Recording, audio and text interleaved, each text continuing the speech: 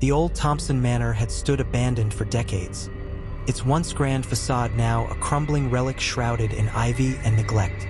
Local children dared one another to approach its gates, but none had the courage to cross the threshold. Legends whispered of curses and malevolent spirits, but it wasn't until the Collins family moved in that the true horror of the manor revealed itself. Mary and John Collins, along with their 8-year-old daughter, Emily, were enchanted by the manor's dilapidated charm. They saw potential in its dusty halls and broken windows, dreaming of restoring it to its former glory. The first few weeks were uneventful, filled with the sounds of hammers and saws as they began renovations. It started with the whispers. At first, they were faint, barely discernible over the clamor of construction. Mary dismissed them as drafts through the old walls, but as the days passed, the whispers grew louder and more distinct. They seemed to come from everywhere and nowhere, a cacophony of voices speaking in a language Mary couldn't understand. One evening, as Mary was preparing dinner, she heard a clear voice call her name. She turned, expecting to see John or Emily, but found herself alone. Her heart raced, but she shook it off, attributing it to stress and exhaustion. That night, as the family sat around the fireplace, Emily looked up, her eyes wide with fear. "Mommy," she whispered. "The walls are talking." Mary's blood ran cold.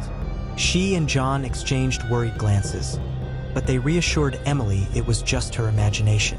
Yet, as the days wore on, the whispers became impossible to ignore. They echoed through the halls at all hours, a sinister murmur that seemed to follow the family wherever they went. John, ever the skeptic, decided to investigate. He searched every room, every crevice, but found nothing. No hidden speakers, no intruders. But the whispers persisted, growing more menacing with each passing day. They seemed to know things, intimate, personal details that only the family could know. One night, John awoke to find Mary standing by the window, staring out into the darkness. Her eyes were vacant, her face expressionless. He called out to her, but she didn't respond. It was only when he touched her shoulder that she snapped out of her trance, gasping as if emerging from a nightmare. "I saw them," she whispered, her voice trembling. "Faces in the walls, watching us." John wanted to believe it was a dream, but deep down he knew something was terribly wrong. Desperation drove him to seek help from the local historian, an elderly man named Mr. Whitaker. Mr. Whitaker listened intently, his expression grim. "The manor has a dark history," he explained. "The original owner, Robert Thompson, was said to have dabbled in dark arts. People disappeared in that house, and their souls are believed to be trapped within its walls." Determined to save his family, John decided they would leave the manor the next morning. But that night, the whispers reached a fever pitch. The walls seemed to pulse and throb, and the air grew thick with an oppressive energy. Emily screamed, a sound so pure and terrified it chilled John to his core. He rushed to her room, but the door wouldn't budge. He slammed his shoulder against it, with splintering under the force.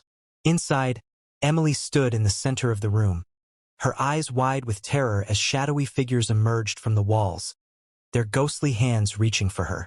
In a final, desperate effort, John grabbed Emily and pulled her away, running down the stairs with Mary close behind. They burst out of the front door, not stopping until they were far from the manor.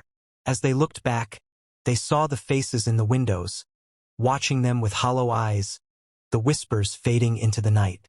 The Collins family never returned to Thompson Manor, leaving it to decay and crumble, a monument to the forgotten souls trapped within its walls.